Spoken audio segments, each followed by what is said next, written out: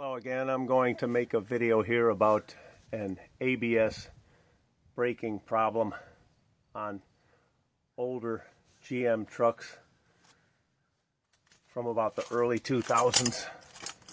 And I made a video about this before, but it wasn't very clear, so I'm going to make a better video, and I'll probably delete the old video. But anyways, GM, they had a safety recall for this problem about 15 years ago for these trucks. And what the problem is if you are experiencing unwanted modulations from the ABS braking system at low speed, and the symptoms are you'll be braking and your brakes are working fine, and then just as you are coming to a stop and probably about the speed of about 5 miles an hour or so, suddenly the ABS system modulates, and when it modulates, you'll hear the ABS box, you'll hear it go rrr, and you'll feel the brake pedal go down to the floor. And what'll happen is it will actually lengthen the stopping distance. And the reason why is because, well, that's what happens when the ABS modulates. It has to do that because it thinks the wheel has locked up. And so you're better off having modulation if you're on, ice or snow and the wheel is locked up. Then modulation is desirable. But if you are on dry pavement, then modulation is the last thing you want, because it is going to increase your stopping distance and it could cause an accidental collision. And it's real scary, like when you're coming up into a parking spot or something like that. You're just crawling up into a parking spot, and maybe it's a crowded area and there are pedestrians walking around in front of you and things like that, and suddenly you think you're coming to a safe slow stop, and suddenly the brakes modulate and your stopping distance increases by maybe 3 or 4 feet, maybe more. And so it can be a scary thing, and it can be dangerous. So they had a safety recall for this. Now, I don't know if that safety recall is still active, but it probably ain't, and you're probably on your own. But anyways, what the problem is this. This is your ABS sensor. Okay, it comes up through here and hooks up into your harness up there, and this is your wheel speed sensor is what it is, and the ABS needs this, and this is the cause of the problem. Now, GM, I'm going to put a light on this so you can see where this is here. GM, they determine the cause of the problem to be corrosion on the inside of the bore where that goes in, and I'm going to show you a better view of that in a minute. But GM is not, they're not right. Okay, they're not wrong, but they're not 100% right, and I know because I went through all this and I had to figure it out on my own. But anyway, to get a better view of the situation, here's one of those right out of the same exact one. It's a used one. Okay, by the way, this vehicle is a 2002 Chevy Avalanche 1500 4x4. And so if you have one of these trucks from the early 2000s, you probably have something very similar to what you're looking at here. And so what you're looking at here, this is the wheel bearing hub assembly, and it's a unit that it's not serviceable, but the wheel speed sensor is not. It is replaceable. It is not permanently integral to the hub assembly like some cars are now. But if you wanted to service that, well, I'll get into that, what I did to make service of that a lot easier on my truck. But anyway, getting to what the problem actually is caused by, here's the wheel speed sensor, and I have this loose here. This is a 5mm hex. Okay, so you have a 5mm wrench, and these ball tip wrenches are real handy because they can get in there in an angle. And if you're having this problem, you're probably going to find a lot of corrosion in here. It's going to be hideous. So you'll have to, hopefully you'll be able to get that, but there's just one single Allen head bolt. This is OEM. This is what it came with, and I've got some never sees on there now. This is some copper graphite anti-seize. I've had this thing apart a bunch of times, and then I've replaced these. This is This is an old one that used to be in this truck. So here's the wheel speed sensor, and it just pulls straight out of there. Okay, and the way this thing is made, this metal pole piece that you see sticking out here, that's actually a magnet. And inside of there is it's got copper wire, a coil wrapped around a magnet. Okay, and then inside of there, at the very bottom of that bore, what you see, that notched wheel, they call that the tone ring, and that thing turns. So that turns with the hub and with the wheel. And when those steel notches, they go past the end of this magnet, and that's what generates that square wave pulsed signal. That's what tells your system how fast it's going. Okay, now here's what the critical issue is. There's a gap that must be maintained between this tone wheel and this magnet here. Okay, it's a very close gap, you know, like your spark plug. That gap is important. It has to be held to a precise dimension, or otherwise the thing ain't going to work right. Okay, so when this thing goes down to the bottom of that bore, that little pole piece down there has a very close gap to that tone ring, and that's what enables it to generate that signal. Now here's the problem. What GM said the problem is being caused by is corrosion on the inside of the bore surface, and that can cause the problem, but that was not what caused the problem for me. Now there can be corrosion in there, and I had that too, where the corrosion is inside the bore to the point where the corrosion, the scale expands, and it compresses and constricts the sides of this sensor to the point where those fine wire coils in there, that's very, very fine wire. It's like the strand of a human hair, maybe a little thicker, but very fine wire. And if you crush that and damage that coil, this thing won't work. And the rust can do that. The scale can build up inside that bore and crush it. Well, I've had it happen to where there was scale inside there where I couldn't pull this thing out without wrecking it. Basically, it hangs on to the plastic housing, and in order to get it out of there, it takes so much force that the thing separates, and it just comes apart, and then it's junk, and you'll have to replace it. And that's what happened from corrosion in the bore. But corrosion in the bore did not cause the ABS, the unwanted ABS modulation. And how do I know that? Because I replaced these, and I cleaned the corrosion out of the bore and put a new one in there, and I'll be doggone, it took about a year or two, but then the problem came back, and there was no corrosion in the bore. And I was head scratching over it, trying to figure it out. Well, here's what I figured out.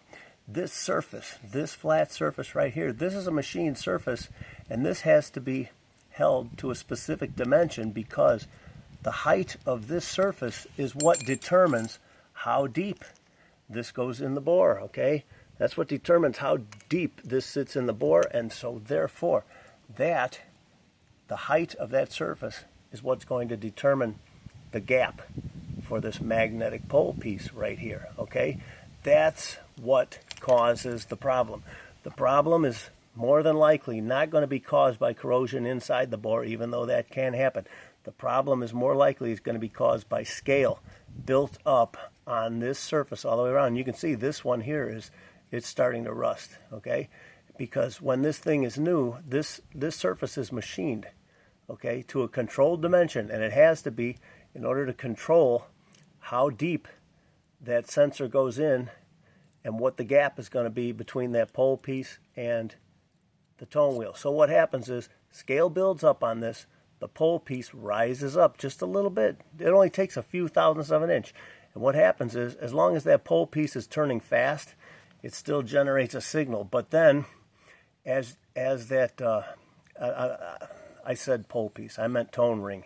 As long as the tone ring is turning fast, then it can still generate a signal even though the gap is increased. But when it slows down, when it gets to a certain speed, it's harder. The slower this thing turns, the weaker the signal gets. That's the problem, and that's why as that gap increases, the signal gets weak to the point where it just drops off and becomes non-existent. And that's when you get the unwanted low-speed modulation. You're braking fine, and the ABS is working fine as you're coming to a stop, and then just as you get to about 4 or 5 miles an hour, all of a sudden, brrr, the system thinks you locked up the wheel because it no longer sees a signal from the tone ring. So it thinks the tone ring has stopped. It thinks your wheel has locked up. So, it thinks your wheel has locked up and skidded, so it's going to modulate. That's what's causing the problem. So in order to fix the problem, you've got to take this thing out of there, and what you do is you pack a rag in here so that none of the, no dirt and debris can fall down in there. Just get yourself a little piece of paper towel, wad it up in there, and you can pull it out with tweezers later. But you want something to fill that up so all the debris does not fall down in there. Then you're going to have to take a file or some sandpaper or something, clean all the scale off of this until it's nice and flat and level, clean metal. That's going to fix the problem. Then if your sensor is still in good condition, well, then you can just reinstall it. If it's not, you'll have to get a new one. But that is the problem. And then before you put this thing together, you've got to put some kind of a corrosion inhibitor on it. And there's lots of things you can use. I recommend this. This is really good stuff. And I've been using it for a few years now. I like it a lot. So what you want to do is you want to apply corrosion inhibitor. You want to apply it to the inside of the bore and all around this surface. And this outer surface, this mounting pad, this is critical. You've got to keep this flat and clean. If you keep that flat and clean, that's going to stop the problem from happening. Now I'll show you what I had to do in order to service this, because if you have this out in the open here like this, well, it's real easy. But this thing is it's a job to take out of there. And one of the things, in order to get that out of there, you got to have the brakes, the caliper's got to come off, because the rotor's got to come off, and so the caliper has to be removed in order to be able to remove the rotor and expose all that stuff. Now I'll show you here. There's a window.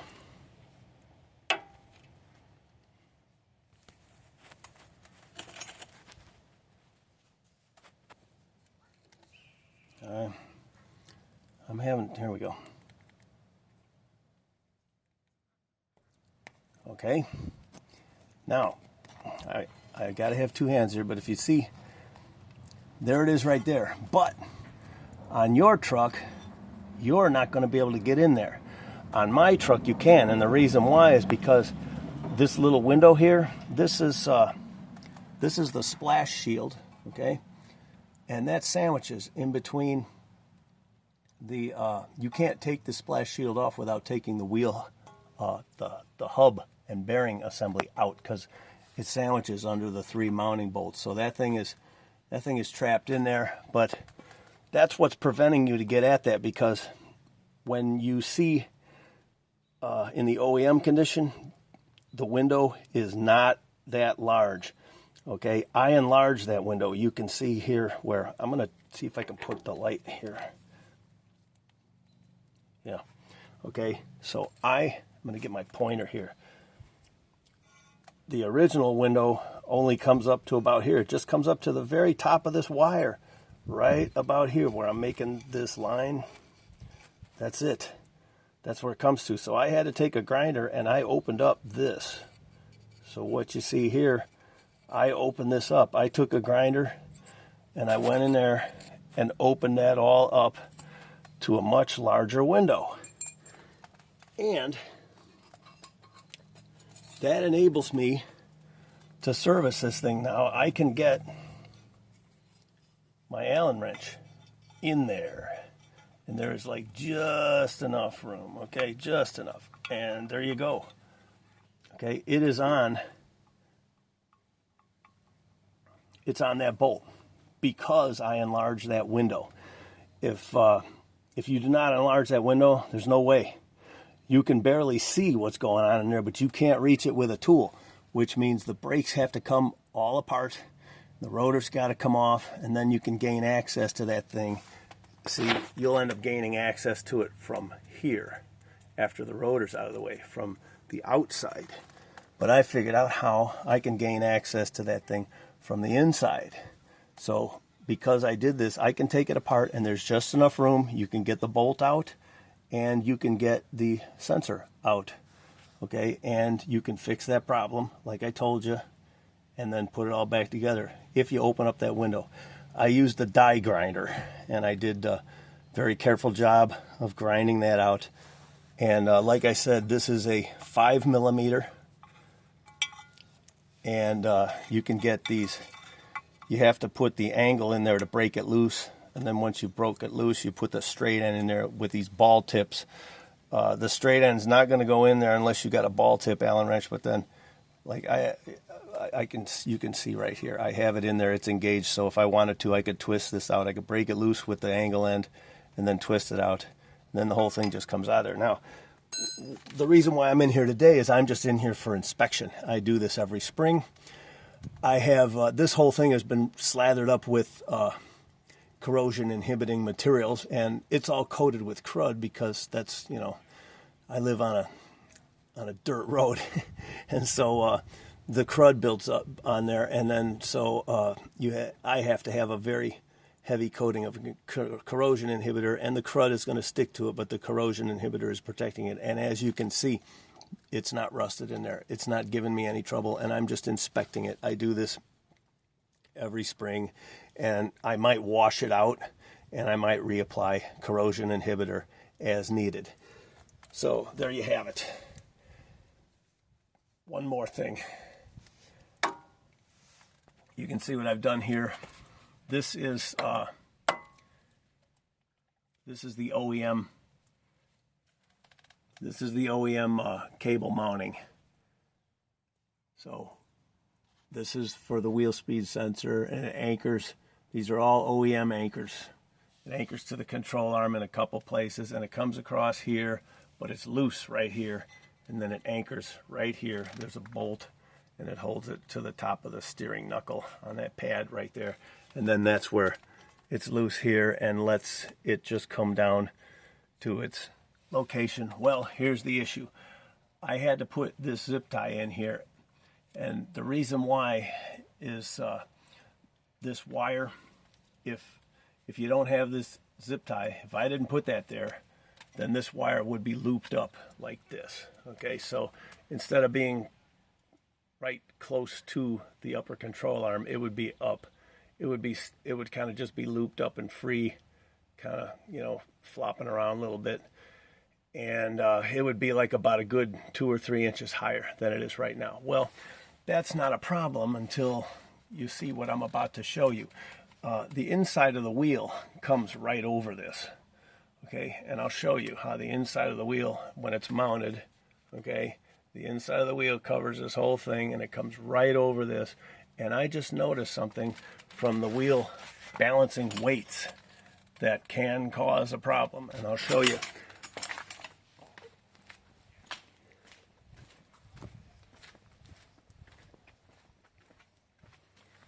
So right here, if the tire store that mounted your wheels uses sticky weights, which I prefer if you have nice wheels and you don't want them all chewed up, adhesive weights are the way to go, because the only other way is to use those weights that they hammer on to the rim, and those look bad. And you know, they definitely look bad if your wheels are nice and they hammer those things on the outside, and they break the clear coat, and they cause corrosion to enter in there, and they're just lousy, and I don't like them. So I prefer it when they use sticky weights. But here's the problem. These sticky weights, they can be built up in a block. And this is the reason why I tied down that cable, because I noticed when the wheel is mounted and that cable is just, it's right next to this thing. I mean, it's barely missing it. It's that looped up section of cable. It's just floating right here, and it's barely missing it by like maybe 1/4 of an inch. Okay, and I realize when that wheel is spinning and this block is flying right by there, you know, it's flying right by there at high speed. And if that block just happened to grab that wire well, it's just going to rip it right off of there. And that's when I saw that that's got to get tied down. Now, if I had hammer-on weights, that would not be a problem because there'd be nothing here. So that's only a problem when you've got these weights. So it's not GM's fault, really. It's not like a bad design. It's just something you got to look for. If you got nice wheels and you got sticky weights, and you got to look for that. If I were you, I would put that extra zip tie in there. You don't get to pick and choose where these weights are going to be. Obviously, it's all determined by the tire balancing machine. The tire balancing machine says you got to put this much weight right there, and that's what it takes. So that built-up little block, okay, that little built-up block, it comes whipping right by here, and this wire is standing up about a couple 3 inches more than it does, and it comes whipping right by here. So that's why I put a little wire tie here, and I did not cinch it down tight. It's got room to breathe. That's very important. It's got room to breathe, room to move.